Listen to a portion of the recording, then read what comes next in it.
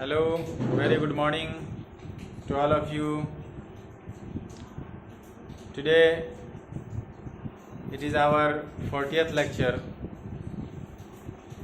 of class 9th, A Truly Beautiful Mind.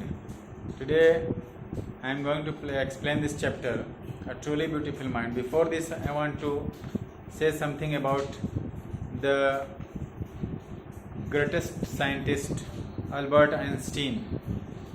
I think you all know about him. He was the person who discovered the theory of relativity, which is very famous. Theory of relativity क्या होता है? वो जो इन्होंने E=mc² का जो खोज किया है, वो जो डिस्कवर किया है, या कहो कि फिर इन्वेंशन किया है, वो ये है कि इंसान जब स्पीड ऑफ लाइट से ज़्यादा स्पीड से अगर ट्रैवल करता है स्पेस में, तो टाइम उसके लिए रुक जाता है। टाइम उसके लिए मायने नहीं रखता है, वो टाइम उसके लिए चेंज हो जाता है। तो वही चीज़ है यह ट्रूली ब्यूटीफुल माइंड।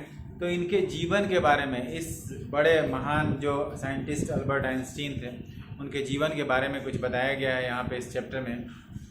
तो जो उनका माइंड था, तो सचमुच में ट्रूली ब्यूटीफुल माइंड मतलब सचमुच में सुंदर दिमाग। वो जो दिमाग था उनका, अल्बर्ट आइंस्टीन का, शुरू में बचपन में तो ऐसा लगा कि वो कमज़ोर दिमाग हैं, 2.5 साल तक कुछ बोल ही नहीं रहे थे। लेकिन जब बड़े हुए और ज़्यादा अच्छे हुए, तो फिर उसके बाद उनकी बात ही अलग हो गई। तो चलिए हम लोग पढ़ते हैं। Albert Einstein was born on March 14, 1879 in the German city of Ulm, without any indication that he was destined for greatness. जो अल्बर्ट आइंस्टीन थे वो 14 मार्च 1879 को पैदा हुए थे जर्मन के एक शहर में जिसका नाम था उल्म। और बिना किसी इंडिकेशन के वो आए थे इस दुनिया में कि हाँ भाई हमारी किस्मत बहुत महान बनने की, ऐसा कुछ वो इंडिकेशन नहीं किए। On the contrary, his mother thought Albert was a freak, और उसके अगेंस्ट में उसकी माँ ये सोचती थी कि ये जो हमारा बेटा है अल्बर्ट, ये एक विलक्षण दिमाग वाला है, विलक्षण मानव है, मतलब अजीब तरह का माइंड रखने वाला है। उसको ऐसा लगता था। To her, his head seemed so much large. उनकी माँ को ऐसा लगता था कि इसका सिर बहुत बड़ा है। उसका सिर वाकई में बहुत बड़ा था। At the age of 2.5, यानी 2.5 साल की उम्र में, Einstein still wasn't talking. Einstein अभी भी बात नहीं कर रहे थे। उनको आवाज़हीन मतलब बात नहीं कर पा रहे थे। When he finally did learn to speak, he uttered everything twice. और अंततः जब वो सीख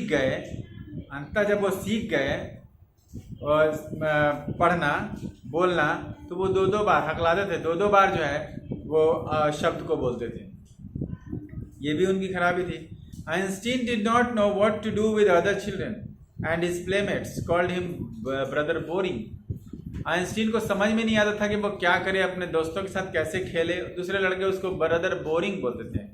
अब ब्रदर बोरिंग है, बोरिंग लड़का है, कहने का मतलब उसको सब कोई छाट के चलता था। So the youngster played by himself much of the time. तो ये बेचारा जो आइंस्टीन था वो अपने से खूब खेलता था, दूसरे किसी बच्चे के साथ खेलने नहीं जाता था, खुद अकेले ही खेलते रहते थे ये।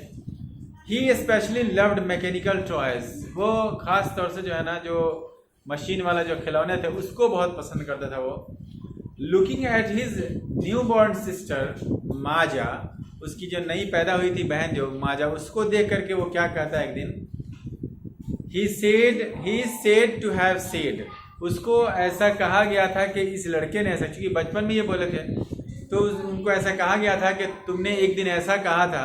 क्या कहा था बहन को देख करके? Fine but where are her wheels. वो जब उनकी बहन छोटी सी पैदा हुई थी तो कहते ठीक है, अच्छी है, लेकिन इसका जो चक्र है वो कहाँ है, मतलब जिस पे चक्का चलेगा, जो व्हील है वो कहाँ है इसका। ऐसा वो मैकेनिक्स में इतना ज़्यादा जो है ना वो लीन था। A headmaster once told him, his father, that what Einstein choose as profession wouldn't matter because he will never make a success at anything.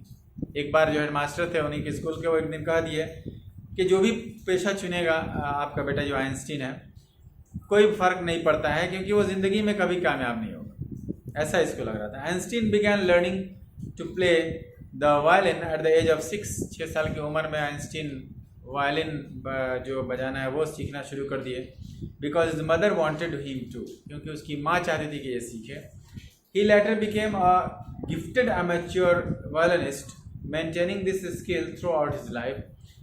बाद में वो बहुत बढ़िया जो है ना, अमेच्योर का मतलब है वैसे नौसिखुआ, तो मतलब वो एक नौसिखुआ जो है मतलब एक सीख गए अच्छे खासे वायलिनिस्ट बन गए, जिसको वो पूरी उम्र रखे थे अपने ये में। वो बाद में जो है ना जब हुए तो अपनी ज़िंदगी भर उसको याद रखे थे। उसके बाद अल्बर्ट के बारे में थोड़ा सा यहाँ पे एक नॉलेज दिया गया हुआ है, उसको हम लोग जान लें। उनके बोलने से रिलेटेड जो है वो ये था कि Otto Neugebauer the historian of ancient mathematics told a story about the boy Einstein that he characterises as a legend but that seems fairly authentic. वो एक कहानी इस जो लड़के के बारे में, आइंस्टीन के बारे में बताते हैं, जिसको वो एक लेजेंड बोलते हैं आइंस्टीन को, और लेकिन वो बात थी जो एकदम ऑथेंटिक थी। क्या था वो कहा कि he was a late talker, जैसा कि आइंस्टीन बहुत देर से बात किए थे। हिज पेरेंट्स वर वरिड, उनके माता पिता बहुत चिंतित थे। At last at the supper table one night, एक दिन रात के भोजन के टेबल पर एक रात, he broke his silence to say, वो अपने आवाज़ को तोड़े यानी बोलना शुरू किए। तो बोले तो क्या बोले, the soup is too hot, ये जो सूप है ना बहुत गर्म है, ये बात बोले। ग्रेटली रिलीव्ड, बहुत ज़्यादा सुकून मिला।